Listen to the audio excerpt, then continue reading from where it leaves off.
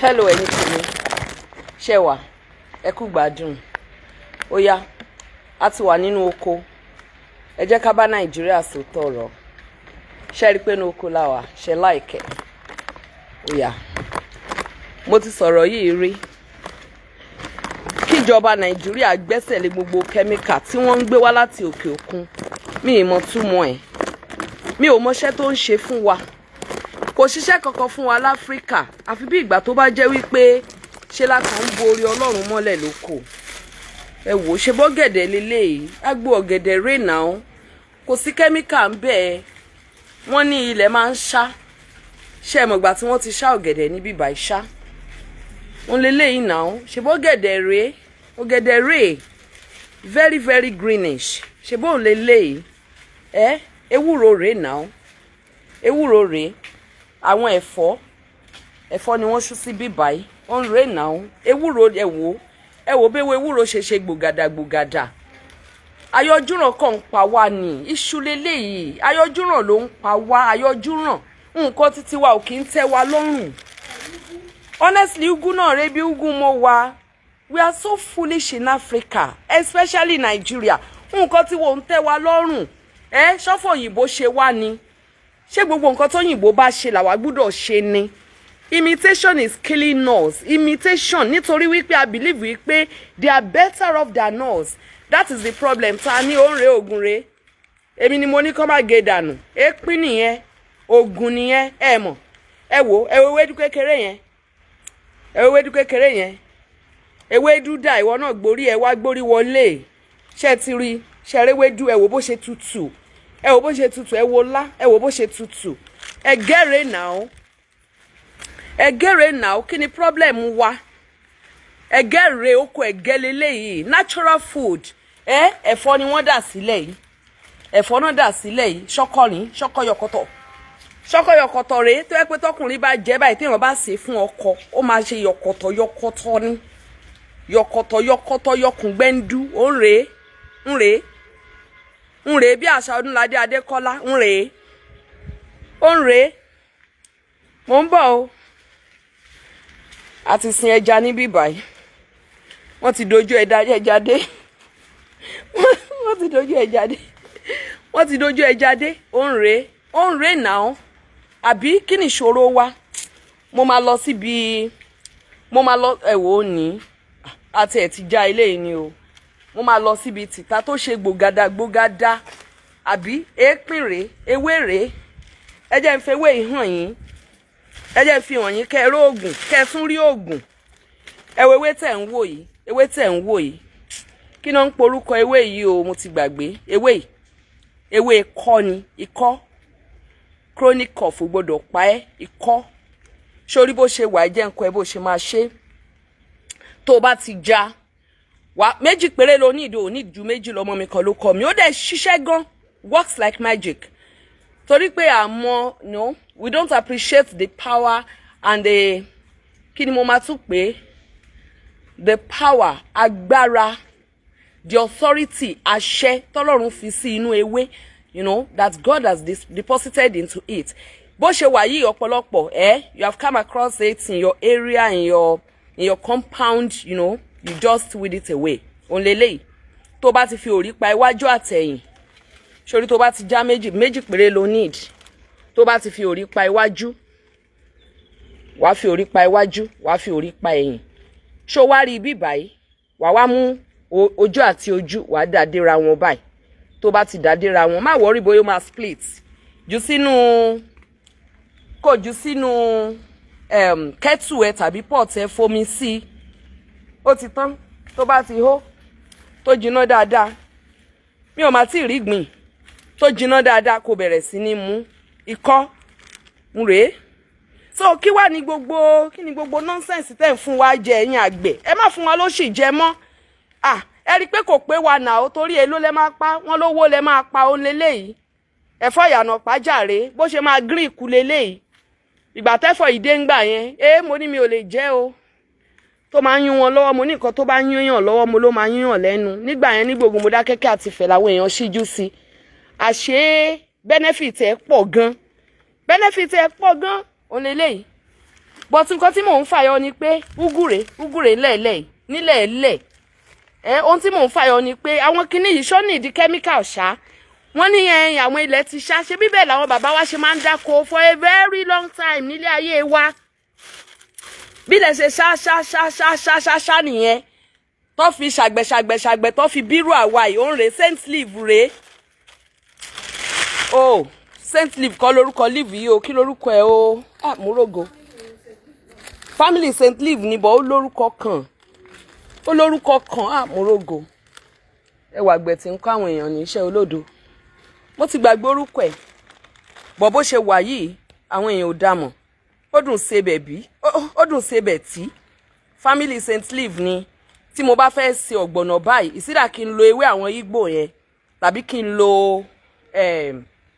eléyìí tí mo fi hàn yín sìn kí lorúkọ yẹn efinrin tàbí kí n lo efinrin tàbí kí n lo eléyìí mo ti gbàgbé orúkọ ewé yìí ò kí ní í ṣe mí ó ń rè ewé tí rè ògùn bàrè ṣé téèyàn bá ti wá fi kẹ́míkà gbìn bó ṣe wà yìí ó yẹ sọ fún mi ṣó máa ṣiṣẹ́ gidi ẹ fẹ́ wo ibà ẹ fi káńsà gbìn kò lè ṣiṣẹ́ ẹ àwọn ẹdìyẹ náà oúnjẹ òṣì oúnjẹ orí burúkú náà fún èmi ò tiẹ̀ jẹ yín mọ́ ẹyin kan lọ́jọ́ kan bẹ̀ẹ̀dẹ̀ bó ṣe ń jẹ́ òun náà lọ́jọ́ kọ̀ọ̀kan yọ dànù nínú ayé ẹ èsàn rè láì ní kẹ́míkà èsàn ìwọ náà gborí wọlé láì fi kẹ́míkà sí èsàn ní í yọ yìí báwo lè san ṣe fẹ́ jẹ báwo ló ṣe fẹ́ jẹ́wé kẹ́míkà tó máa pẹ́ láyé èsàn ní í yọ yìí nínú òjò mi ò má tí ì rí ìgbín kẹ ẹ má fún wa ní kẹ́míkà jẹ mọ́ ilẹ̀ wa dára ilẹ̀ wa lọ́ràá you know it is only a pity wípé mediocrity ó ń pa wá mediocrity ló ń pa wá lúkó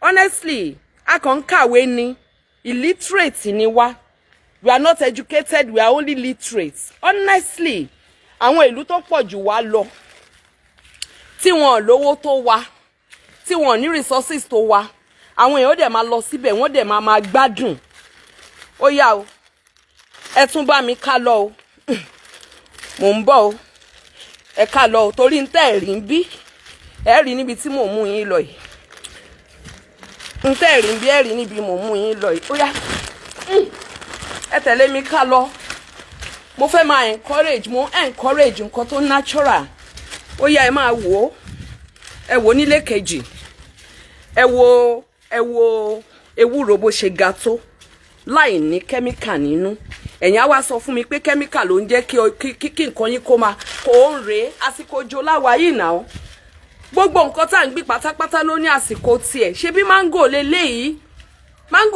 ṣe mọ ọdún tí máńgò yìí ti wà ń bẹ̀ kí wọ́n tiẹ̀ torí lé ẹ kọ́ ó tó wá di pé àwọn èèyàn ń gbé bẹ̀ ní máńgò ti wà ń bẹ̀ tí wọ́n máa ń ka jẹ ó yẹ ẹja máa lo ẹsẹ̀ kùkú ń rèé natural ayé wa rèé ewé olúbele léyìí jẹ́ ń fi hàn yín ó lè mi wá tu o ewé olúbere kò sóògùn tí ò wò antibiotics ni nígbà tẹ́ bá wá lọ rí ewé níbì kan tẹ́ bá tú tó yẹ pé ó tún máa tún ba ayé yín jẹ́ mi ò understand o ó ní ó ń rèé efinrin rèé efinrin rèé náà ṣọkọ rèé láì ní kẹ́míkà nú ẹ bá mi ká lọ o àwọn eléyìí gan tiẹ̀ tún ṣọ̀kan jù à níta gbangba ó yẹ ẹ bá mi ká lọ kíjọba ó gbẹ́sẹ̀ lé náà ṣe bá ta leléyìí ilẹ̀ tẹ́ ń wò yìí yangi wà ń bẹ̀ tó jẹ́ pé gbogbo àwọn nǹkan tó bá gbé tó bá kan yangi wọ́n máa ń ní problem but ọ̀pọ̀lọpọ̀ àwọn nǹkan níbi tó yẹ pé wọ́n ti rí yangi ẹ wò ṣe báwọn leléyìí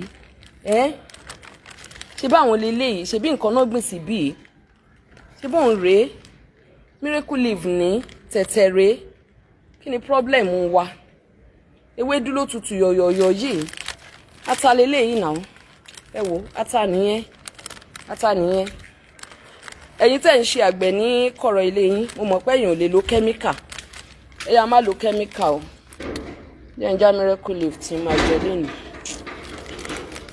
tọ́jọ́ mẹ́ta ó leléyìí ọlọ́run má jẹ́ ká gbẹ kí nǹkan àgbẹ̀ ó báyé wa jẹ́ tá bá tẹ̀ ní àjẹyìn àjẹgbá àjàwó gbogbo nǹkan tẹ́ wá ń fún wa jẹ yìí ẹ wò àwọn ilá yìí bó ṣe wà yìí wọ́n ti jẹ wọ́n ìgbà tán kan yangi ni wọ́n bẹ̀rẹ̀ sí ní pọ́n láṣọ báyìí so and that is the only thing tó lè affect nǹkan ọ̀gbìn tó bá ti kan yangi ó tán lẹ́yìn ìyẹn kò sí kò sí ẹ wo efinrin bó ṣe rí gbògàlà lórí ilẹ̀ yangi.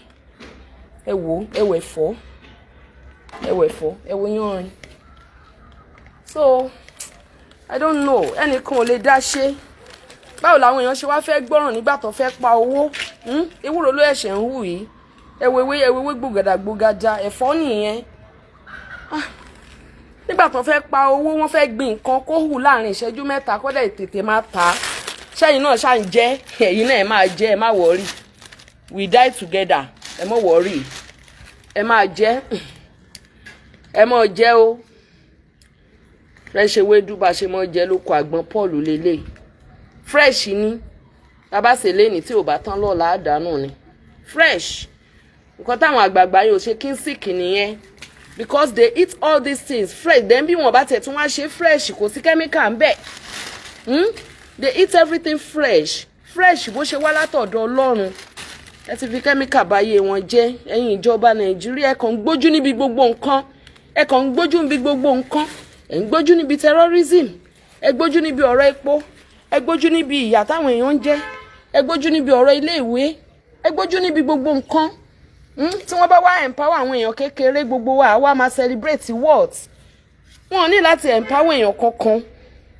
Kọ́kọ́ ṣe nǹkan kí gbogbo everybody jọlá gbogbo nǹkan papọ̀ lẹ́ǹkan náà. Báwo ni wọ́n ṣe máa empower ọmọ Ìgbò tèmi ó mọ dùnnú ní ilẹ̀ Yorùbá? Báwo náà ṣe máa empower family tí ó kàn mí? Tínú tèmi á máa dùn pé ìjọba káre. Ìjọba ò káre o. Òótọ́. Ẹ wo àwọn èèyàn. Ẹ wo bí wọ́n ṣe ń jó tán yọ̀ nítorí pé wọ́n bá wọn ṣe transformer wọn lẹ́yìn ọ̀pọ̀lọpọ̀ ọdún. À ń yọ̀ fún iná NEPA láti 1960 tá a ti gbòmìnira.